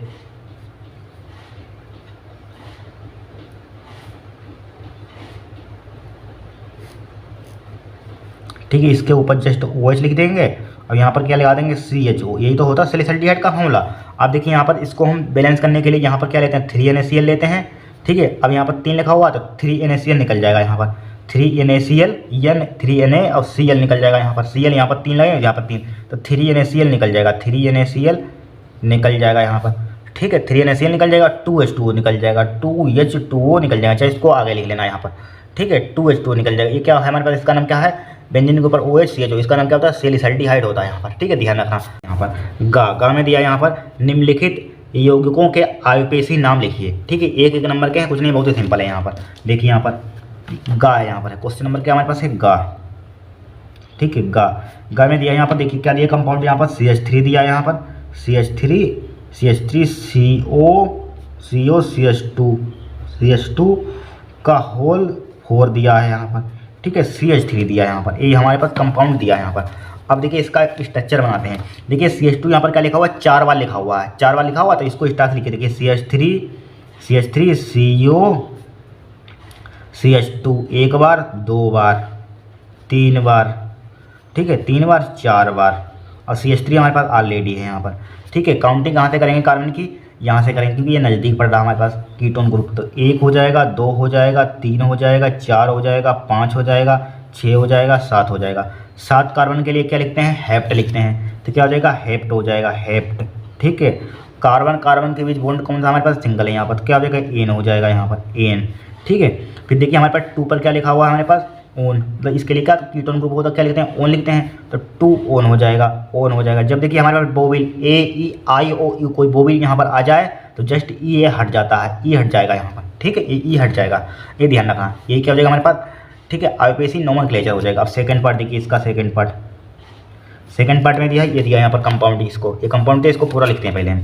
देखिए CH3 CH2 दिख रहा है यहाँ पर, CH3 CH2, फिर क्या हमारे पास है CH Br CH2 CH CH3। ठीक है, फिर एल्डिहाइड हमारे पास ग्रुप दिया CHO। ठीक है, CHO दिया है यहाँ पर। अब देखिए इसका भी स्ट्रक्चर बना लेते हैं। कार्बन की वैलेंसी कितनी होती है, 4 होती है, सबको मालूम है। अब देखिए CH3 हमने जिंक का 3 लिखा है यहाँ पर, CH2 जिंक का 3 लिखा, हमने लिखा CH2 जिंक का 3 लिखा। अब देखिए C हमारे पास है, C यहाँ पर कार्बन की संयुक्ता वैसे एक्चुअल में कितनी होती है, 4 होती है, यहाँ पर 4 होती है। तो लिखिए यहाँ पर C लिख दीजिए, इस टाइप से C इधर का C, और यहाँ पर क्या हमारे पास है, EH इधर ऊपर लिख दीजिए, यहाँ EH एक ऊपर लिख दीजिए, और Br नीचे लगा दीजिए यहाँ पर। ठीक है, Br नीचे लगा दीजिए, कोई दिक्कत नहीं यहाँ पर। चाहे अगर EH नहीं लगाना चाहते ऊपर, EH आपको नहीं लगाना है ऊपर, जिनका तो यहाँ पर CH लगा दीजिए, तब भी इसकी वैलेंसी 4 है। देखिए 1 2 हो जाएगी, 2 हो जाएगी, अब इधर एक लाइन जाए 3, फिर इधर जोड़ेंगे 1 4 वैलेंसी हो जाएगी यहाँ पर। फिर हमारे पास क्या है, यहाँ पर स्टार लगा दिया, फिर इधर क्या हमारे पास CH2 लिखा हमने। ठीक है, CH2 लिखा यहाँ पर, फिर क्या लिखा हमारे पास, CH है यहाँ पर, CH है। इसके लिए क्या करेंगे, यहाँ पर C लिखेंगे, EH जिनको आते लिखिए, CH3 को ऊपर लगा दीजिए यहाँ पर, CH3 को ऊपर लगा दिया, और CH हमारे पास CHO लिखा हुआ है यहाँ पर। चाहे इसको EH, चाहे अगर कन्फ्यूजन हो चाहे EH, चाहे CHO जिनको आते लिख दीजिए यहाँ पर, चाहे EH स्टार यहाँ पर लगा सकते हैं। यहाँ पर जो आपके दिमाग में है वो कर लेना है, यहाँ पर स्ट्रक्चर बनाना है, यहाँ पर बनाना सिखा चुके हैं बहुत यहाँ पर। ठीक है, कार्बन की संयुक्ता 4 ही होनी चाहिए। ठीक है, ये हमारे पास इस टाइप का स्ट्रक्चर बन जाएगा यहाँ पर। अब देखिए इसकी काउंटिंग कीजिए, किधर से करेंगे, इधर से कर दीजिए। ठीक है, 1 2 3 4 5, कितना हो जाएगा यहाँ पर, 6 हो जाएगा। 6 कार्बन के लिए क्या लिखते हैं, हेक्स लिखते हैं। ठीक है, क्या लिखते हैं, लेकिन 4 पर हमारे पास क्या लिखा हुआ है, 4 है यहाँ पर, 4 पर क्या लिखा हुआ है, ब्रोमो। तो 4 ब्रोमो हो जाएगा, 4 ब्रोमो हो जाएगा यहाँ पर, 4 ब्रोमो। ठीक है, 2 पर क्या जुड़ा हुआ है, एक कार्बन छूट रहा है, 2 पर जुड़ा हुआ है मेथिल, टू पर क्या जुड़ा हुआ मैथिल, टू मैथिल हो जाएगा, टू मैथिल। ठीक है, और 6 कार्बन है यहाँ पर, 6 कार्बन क्या लिखते हैं, हेक्ज लिखते हैं। तो क्या हो जाएगा यहाँ पर हेक्ज। अब यहाँ पर क्या हो जाएगा एन जोड़ेंगे यहाँ पर एन। तो यहाँ पर क्या है, एल्डिहाइड ग्रुप है, एल्डिहाइड के लिए क्या लिखते हैं, बन पर है, तो बन अल हो जाएगा। ठीक है, क्योंकि यहाँ पर बोविल आ रहा है इसलिए ई लिखा ही नहीं होगी हमने। ठीक है, जब बोविल आ जाए ई आई हो तो यहाँ पर ई नहीं लिखते हैं, यहाँ पर सिर्फ एन लिखते हैं यहाँ पर। ठीक है, ये क्या हो जाएगा इसका 4 ब्रोमो 2 मैथिल हेक्जेन बन अल। इसका नाम दिया है नहीं, इसमें दिया होगा शायद यहाँ पर, सही है। 4 ब्रोमो 2 मैथिल हेक्जेनल सही है यहाँ पर। इसका भी हेप्टेन 2 ओन दिया है यहाँ पर, सही है, हेप्टेन 2 ओन सही है, इसका भी सही है यहाँ पर, सही है। ठीक है, ये क्या हो जाएगा हमारा, इस टाइप से हमको करना है यहाँ पर, नोट कर लीजिए। नेक्स्ट क्वेश्चन देखते हैं यहाँ पर। ठीक है, फिर नेक्स्ट हमारे पास विटामिन का वर्गीकरण किस प्रकार किया गया है रक्त के थक्के जमने के लिए, उत्तरदायी विटामिन का नाम लिखिए। ठीक है, विटामिन का वर्गीकरण किस प्रकार किया गया, रक्त के थक्के जमने के लिए उत्तरदायी विटामिन का नाम लिखिए। देखिए उसका लिखिए यहाँ पर। विटामिन मुख्य रूप से 2 प्रकार के होते हैं। ठीक है, पहला वसा में घुलनशील विटामिन, जल में घुलनशील विटामिन। यहाँ पर वसा में घुलनशील विटामिन ध्यान रखना कौन कौन सी होती है, विटामिन के और vitamin E, vitamin D, vitamin A क्या होती है हमारे पास, वसा में घुलनशील विटामिन होती हैं यहाँ पर। ठीक है, फिर क्या होता है, ये यकृत में संग्रहित होते हैं। ये क्या होते हैं, यकृत में इकट्ठा होते हैं। यकृत मतलब क्या होता है यहाँ पर, यकृत क्या होता है, लीवर बोलते हैं इसको। ठीक है, लीवर, जिसे वो लीवर बोलते हैं। ठीक है, सामान्य भाषा में हम लोग बोलते हैं लीवर, कभी यकृत बोलते हैं नहीं, लीवर बोलते हैं, लीवर। ठीक है, ये लीवर में यकृत होते हैं, अतः शरीर से उत्सर्जित नहीं होते हैं। शरीर से क्या होते हैं, उत्सर्जित नहीं होते हैं यहाँ पर। ठीक है, फिर देखिए जल में घुलनशील विटामिन, जल में घुलनशील विटामिन क्या होते हैं, विटामिन बी, सी, एच और आदि जल में क्या होते हैं, घुलनशील होते हैं। अतः ये मूत्र के साथ लगातार शरीर से उत्सर्जित होते रहते हैं, मतलब निकलते रहते हैं, ये नहीं निकलते हैं यहाँ पर। ठीक है, उत्सर्जित होते रहते हैं, निकलते रहते हैं। अतः भोजन के रूप में इनको लगातार लेना आवश्यक होता है। ठीक है, भोजन के रूप में इनको लेना क्या होता है, लगातार आवश्यक होता है यहाँ पर। ठीक है, ये आपको लिख देना है, ये 1 नंबर का आपको मिलेगा। फिर 1 नंबर का ये वाला क्वेश्चन था हमारे पास, रक्त के थक्के जमने के लिए उत्तरदायी विटामिन का नाम लिखिए। तो रक्त के थक्के जमने के लिए उत्तरदायी विटामिन का हमारे पास है के है यहाँ पर, विटामिन के ध्यान रखना। रक्त आपसे कोई पूछे रक्त के थक्के जमने के लिए उत्तरदायी विटामिन कौन सी होती है, विटामिन के होती है। इंपॉर्टेंट क्वेश्चन ध्यान रखना, ऑब्जेक्टिव में पूछा जा सकता है। ठीक है, सब्जेक्टिव में भी आ सकता है, नोट कर लीजिए। नेक्स्ट क्वेश्चन देखते हैं। नेक्स्ट हमारे पास चौथे का मतलब ये 3 नंबर वाले देखेंगे। देखिए मोललता की परिभाषा दीजिए। देखिए मोललता की परिभाषा आपको लिखवा चुके हैं, सेट नंबर 3 में ऐसा लिखवाई थी मैंने, मोललता की परिभाषा। देखिए कहाँ गई मोललता की परिभाषा, ये देखिए लिखवाई थी। मोललता को उदाहरण द्वारा समझाइए, लिखवा चुके हैं, परिभाषा हो चुकी है मोललता की भी और मोललता की भी।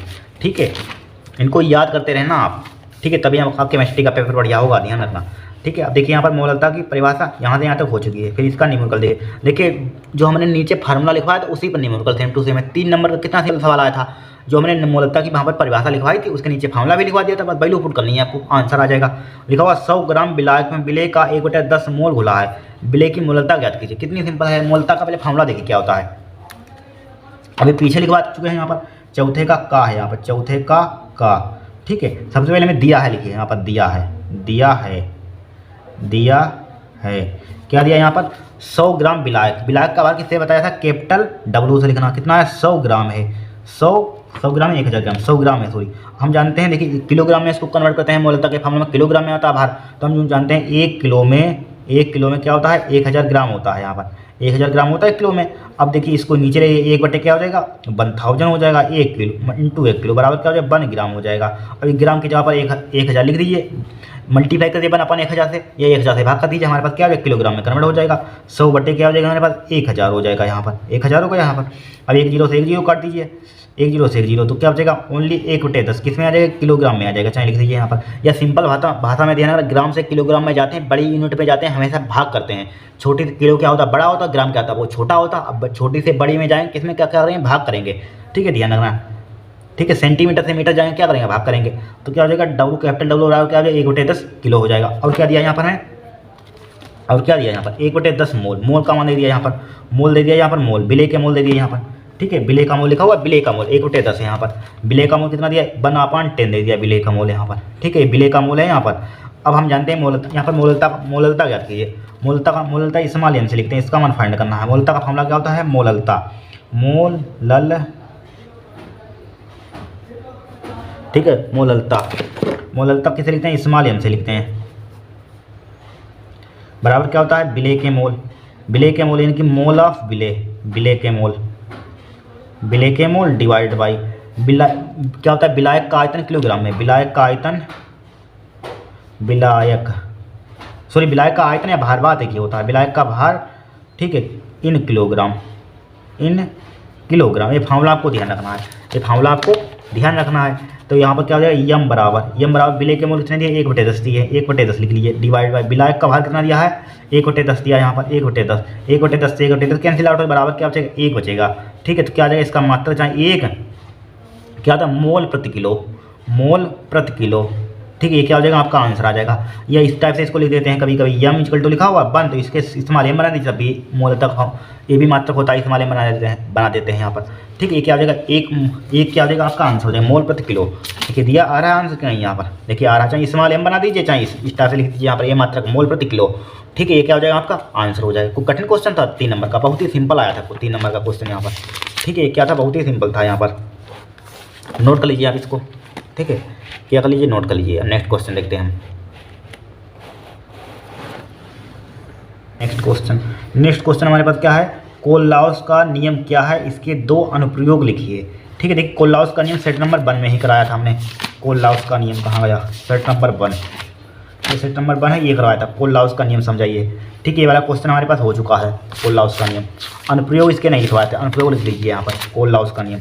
ठीक है, कोललाउस का नियम हो चुका है, इसके 2 अनुप्रयोग लिखिए। ठीक है, तो यहाँ पर देखिए अनुप्रयोग पहला देखिए, दुर्बल विद्युत अपघट्यों की अनंत अनुता पर मोल चालकता ज्ञात की जाती है। ठीक है, पहला अनुप्रयोग क्या है, दुर्बल विद्युत अपघट्यों की अनंत अनुता पर मोल चालकता ज्ञात की जा सकती है। मतलब कि विद्युत अपघट्य क्या होते हैं, जिनका आयनों हम तोड़ सकते हैं, उनको क्या कहते हैं, विद्युत अपघट्य कहते हैं यहाँ पर। ठीक है, सेकंड लिख लीजिए, वियोजन की मात्रा का निर्धारण होता है। वियोजन की मात्रा का क्या होता है, निर्धारण होता है यहाँ पर।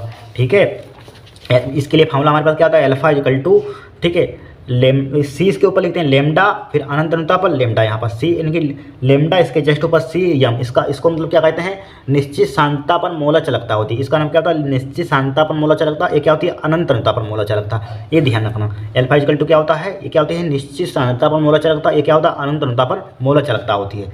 ठीक है, नोट कर लीजिए, इनको नोट कर लीजिए। नेक्स्ट क्वेश्चन में दिया यहाँ पर चौथे का गा, यहाँ पर इसमें बोला है प्रथम कोट की एक अभिक्रिया के लिए वेग स्थिरांक 60 सेकेंड इनवर्स है, अभिकारक की प्रारंभिक सांद्रता से 1/16 भाग रह जाने में कितना समय लगेगा। 3 नंबर का है, बहुत ही सिंपल है। ठीक है, चौथे का गा, यहाँ पर बहुत ही सिंपल क्वेश्चन आया था, चौथे का गा है यहाँ पर। सबसे पहले हमें दिया है, यहाँ पर लिखिए दिया है क्या दिया है यहाँ पर, हमें यहाँ पर दिया फर्स्ट ऑर्डर रिएक्शन के लिए वेग स्थिरांक 60 सेकेंड इनवर्स है, यानी कि के का मान हमें दिया है यहाँ पर 60 सेकेंड इनवर्स। ठीक है, और यहाँ पर क्या दिया है, यहाँ पर दिया अभिकारक की प्रारंभिक सांद्रता से 1/16 भाग रह जाने में कितना समय लगेगा। ठीक है, अभिकारक की प्रारंभिक सांद्रता से यानी कि a-x से रह जाने में कितना समय लगेगा, यानी कितना दिया है, 1/16 दिया है। इसमें रह जाने में हमें टी का मान फाइंड करना है। क्वेश्चन थोड़ा सा अटपटा था, लेकिन यही आपको यहाँ पर गलती नहीं खानी है, क्योंकि a-x का मान दिया है। यहाँ पर बोला अभिकारक की प्रारंभिक सांद्रता से, जहाँ भी ये लाइन बोल दे अभिकारक की प्रारंभिक सांद्रता से, मतलब कि a-x का मान दिया है आपको। क्या दिया है, a-x का मान दिया है यहाँ पर। इतना आपको ध्यान रखना, ये पॉइंट ध्यान रखना, जब भी बोल दे अभिकारक की प्रारंभिक सांद्रता से, तो a-x का मान दिया होता है। ठीक है, इतना आपको ध्यान रखना है।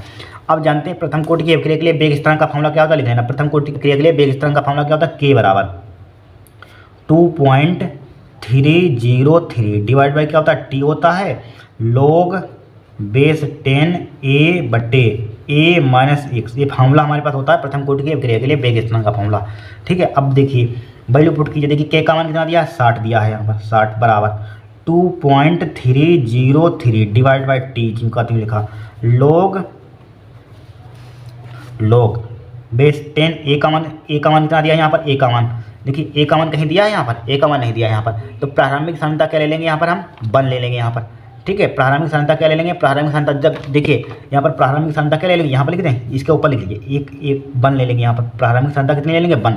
देखिए 1 कब लेंगे, ठीक है, कब लेंगे 1, जब हमारे पास 1/16 यानी कि परसेंटेज में वैल्यू ना दी जाए। ठीक है, जब परसेंटेज में वैल्यू ना दी जाए, तो हम a का मान क्या लेते हैं, प्रारंभिक सांद्रता कितनी लेते हैं, 1 लेते हैं। ठीक है, जब हमारे पास परसेंटेज में वैल्यू दी जाए, जिस टाइप से क्वेश्चन सोल्व किया था हमने, यही कहीं सोल्व किया था यहाँ पर, देखिए ए किया था सोल्व, यानी कि जब परसेंटेज में वैल्यू दी गई थी तो ए का मान यहाँ पर क्या लेते थे, ए का मान 100 लेते थे, 100। ये ध्यान रखना। ठीक है, ए का मान क्या लेते हैं 100। जब परसेंटेज में वैल्यू दी जाए तो प्रारंभिक स्थान 100 लेते हैं। जब परसेंटेज में ना दी जाए, भिन्न में दी जाए, फ्रैक्शन में दी जाए वैल्यू, तो ए का मान क्या लेते हैं 1 ले लेते हैं। ठीक है, ये वैल्यू है, मतलब ये छोटी छोटी बातें हैं, आपको ध्यान रखना है। ठीक है, हटाइए। अब ए का मान क्या ले लिया हमने 1 ले लिया यहाँ पर। अब वैल्यू पुट कीजिए। ठीक है, 1 हो जाएगा डिवाइड बाई ए माइनस का मान कितना दिया है 1/16 दिया है। कितना दिया है 1/16, 1/16 यहाँ पर लिखा। ठीक है, अब 16 कहाँ पहुँचेगा ऊपर पहुँचेगा। इसको टी को ऊपर ले चलिए, इसको नीचे ले 2.303 बट्टे क्या हो जाएगा 60 हो जाएगा। log बेस 10, 16 कहाँ पहुँच जाएगा ऊपर पहुँच जाएगा। देखिए इसको जब इस टाइप से सोल्व करें क्या लिखा हुआ हमारे पास 1/16 लिखा हुआ। देखिए 1 और इसको उल्टा करेंगे 16 कहाँ पहुँच जाएगा ऊपर पहुँच जाएगा 1 नीचे, तो 16 आ जाएगा ऊपर यहाँ पर। ठीक है, क्या आ जाएगा 16 हो जाएगा। बेस 10 है, इस 16 लिख लिया यहाँ पर। ठीक है, चाहे ब्रैकेट लगा दीजिए, 16 लिख लिया यहाँ पर। अब देखिए टी बराबर क्या हो जाएगा हमारे पास 2.303, दूसरा पे लीजिए, बट्टे क्या है हमारे पास 60 लिखा हुआ है। log बेस 10, इसको क्या लिख सकते हैं 2 की पावर 4 लिख सकते हैं कि नहीं लिख सकते हैं। मतलब जब 2 की पावर 4 खोलेंगे तो 16 ही आ जाएगा। देखिए 2 दूनी 4 दूनी 8 दूनी 16 हो जाएगा। ठीक है, 4 कहाँ जाएगा, फॉर्मूला हमारे पास होता है log m की पावर n का क्या होता है n log m होता है। ये तो फॉर्मूला होता है, यही होता है। अब देखिए पावर कहाँ जाएगी, आगे आ जाएगी। टी बराबर क्या हो जाएगा हमारे पास 2.303/60 log बेस 10। ठीक है, एक 2 कहाँ आ जाएगा, आगे आ जाएगा, तो आगे लिखते हैं मल्टीप्लाई 4 और मल्टीप्लाई इसके यहाँ पर। वैसे यहाँ पर आ नहीं पाएगा, रुक जाइए, यहाँ पर इसको स्टेप को काट देते हैं। इससे लिख लीजिए टी बराबर 2.303/60 लोग 4 कहाँ आ जाएगा, यहाँ पर आगे आ जाएगा। हाँ, यहाँ पर ये नहीं है, सही चल रहा है। 4 आगे आ जाएगा और लोग हमारे पास लिखा हुआ है log बेस 10 और 2 बचा हुआ हमारे पास। ठीक है, बेस 10 2 बचा हुआ है। log 2 का मान कितना होता है जरा बताना। तो टी बराबर क्या आ जाएगा यहाँ पर, इसको थोड़ा सा ऊपर बढ़ाइए।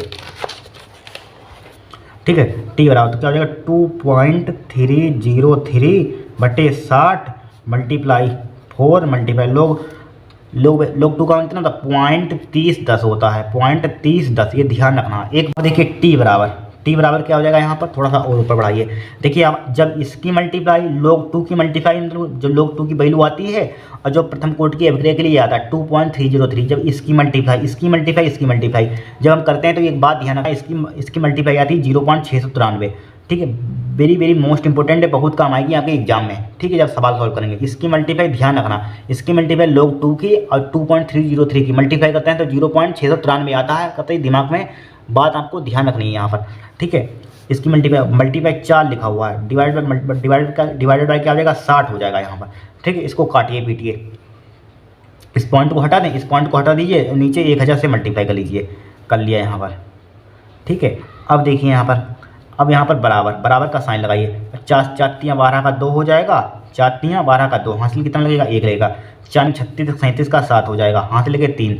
ठीक है, 6 चौक 24 और 3 कितना हो जाएगा 27 हो जाएगा। 27 बट्टे क्या लिखा हुआ हमारे पास 60 या 6 गुणा यहाँ पर 4 लिख लीजिए। यहाँ पर 4 यानी 4 0 1 2 3 4 हो जाएगा। 3 वाला ये 3 थे, ये वाला 4 हो जाएंगे। अब देखिए काटिए। ठीक है, 7 2 9 और 2 11 और 7 18, 3 से कट जाएगा। 3 दूनी 6 हो जाएगा, 3 से काटिए। 3 नेम 27 हो जाएगा, 3 दूनी 6 हो जाएगा, एक बच जाएगा 12 हो जाएगा, 3 चक्कू 12 हो जाएगा यहाँ पर। ठीक है, 2 से काटिए, 2 1 2 हो जाएगा, 2 चक्कू 8 हो जाएगा, 12 हो जाएगा, 2 छंग 12 हो जाएगा। ठीक है, 2 दूनी 4 हो जाएगा। देखिए 2 चक्कू 8 12 2 छंग 12 2 दूनी 4 हो जाएगा। अब टी बराबर हमारे पास कितना आ गया 462 बटे कितना हमारे पास है 10,000 आ गया। 1 2 3 4। अब इसको भाग कर दीजिए तो कितना आ जाएगा हमारे पास। भाग करने पर यहाँ पर कितना आ जाएगा, इसको थोड़ा सा ऊपर बढ़ाइए। भाग करने पर कितना आ जाएगा, ये इधर कर देते हैं। टी बराबर हमारे पास आ जाएगा, इसको भाग 4 के बाद लग जाएगा। चाहे इसके आगे अगर 1 जीरो बढ़ा दें कोई दिक्कत होगी, नहीं होगी। चाहे यहाँ पर 1000 जीरो इसके आगे बढ़ा दीजिए, कोई दिक्कत नहीं होगी। 4 के बाद पॉइंट लगा दीजिए, इसका मतलब 4 से भाग करना, मतलब 4 जीरो इसको भाग करना का मतलब भाग करने का तरीका क्या होता है 4 इनके बाद 4 जीरो, 4 के बाद पॉइंट लगा दीजिए। यहाँ पर देखिए 1 2 3 यहाँ पर पॉइंट आ जाएगा 0.0462। ठीक है, किस में आ जाएगा सेकंड में आ जाएगा, ये आपका आंसर आ जाएगा। यहाँ पर देखिए जब नीचे भी मान लीजिए 100 1000 10,000 1 लाख से भाग करने का तरीका क्या होता है, जितने नीचे जीरो होते हैं उतने के बाद पॉइंट लगा देते हैं, यहाँ से पॉइंट काउंट करते हैं 1 2 3 4, 4 जीरो 4 का पॉइंट मिल जाएगा, 1 2 3 4। तो ये क्या हो जाएगा आपका आंसर आ जाएगा यहाँ पर। देखिए आंसर, देखिए आंसर कितना आ रहा है, यहाँ पर आ रहा है आंसर t बराबर 4.62 मल्टीप्लाई 10⁻⁻² सेकंड। बात एक ही है, इतना आंसर लिख दीजिए, एक ही बात है। यहाँ पर थोड़ा सा इन्होंने सिंप्लीफाई कर दिया यहाँ पर। देखिए हम सिंप्लीफाई कर देते हैं, कितना दिया हमारे पास t बराबर दिया है, t बराबर कितना है हमारे पास 462 बटे कितना हमारे पास है 10,000 है, कितना है 10,000। अब देखिए इसको सिंप्लीफाई कर दीजिए यहाँ पर, देखिए इसी यहीं पर करें, देखिए 462, इसका हम 10,000 का मतलब 10 की पावर 4 होता है, इसको ऊपर ले चलिए तो t बराबर क्या हो जाएगा हमारे पास 462 और इसको ऊपर ले चलिए 10 की पावर क्या हो जाएगा -4 हो जाएगा। अब विज्ञानिक संकेतन आपने पढ़ा होगा, मतलब वैज्ञानिक संकेतन पढ़ा होगा, दाएं इधर इधर दायां होता है, इधर दायां, इधर वाला दायां होता है, इधर बायां होता है। ये बायां लिखा हुआ है, बायां नंबर यहाँ पर, ठीक है, बाएं से बायां लिखा हुआ, इसके जस्ट आगे एक पॉइंट लगा दीजिए यहाँ पर, जस्ट आगे मतलब जस्ट आगे मतलब बायां है यहाँ पर ये बायां है, जस्ट इसकी यहाँ पर पॉइंट मतलब यहाँ पर पॉइंट लाया करिए। यहाँ पर जितने भी नंबर लिखे होंगे बाएं से बायां है, बाएं के जस्ट पीछे एक मतलब जस्ट पॉइंट आना चाहिए, ये ध्यान रखना आपको, ठीक है। तो टी बराबर क्या हो जाएगा, यहाँ पर पॉइंट लाना चाहते हैं, यहाँ पर कितना आएगा देखिए 1 2, तो 2 लाए, 2 यहाँ पर क्या हो जाएगा हमारे पास, यहीं पर यहाँ पर कर दीजिए, 2 पर यहाँ पर लाना चाहते हैं पॉइंट, तो 1 2 यहाँ पर लगाना चाहते हैं, यहाँ पर मत लगाइए 0.26, ठीक, कितना है 1 2, तो यहाँ पर 2 पावर जोड़ दीजिए, 10 की पावर -4 प्लस का 2 हो जाएगा यहाँ पर, तो बराबर क्या हो जाएगा 4.26 गुणा 10 की पावर क्या हो जाएगा -2 सेकंड, ठीक है। ये हो जाएगा आपका आंसर। इस टाइप से कर सकते हैं यहाँ पर। वैज्ञानिक संकेतन आपने पढ़ा हुआ, कुछ नहीं होता है, क्या कहता है, ये हमारे पास बायां लिखा हुआ है, बायां नंबर लिखा हुआ है, जस्ट इसके यहाँ पर अगर पॉइंट लाना होता है, यहाँ पर पॉइंट लाएंगे तो इधर से काउंट कितने के बाद आया 1 2, 2 के बाद 2 यहाँ पर पावर जोड़ देते हैं, ठीक है, जोड़ दिया 2 पावर, तो 4 में से -4 में से 2 कितना बचेगा -2 बचेगा। चाहे इतना आप आंसर लिख लेना 4.26 मल्टीप्लाई 10⁻⁻² सेकंड, या इतना आंसर लिख लेना, ठीक है। आंसर आपका दोनों राइट है, यहाँ पर इतना लिख सकते हैं यहाँ पर, ठीक है, कोई दिक्कत, आराम से क्वेश्चन नहीं सोल्व हो गया यहाँ पर, ठीक है। नोट कर लीजिए आप, ठीक है। नेक्स्ट देखते हैं यहाँ पर, इसको नोट कर लीजिए आप।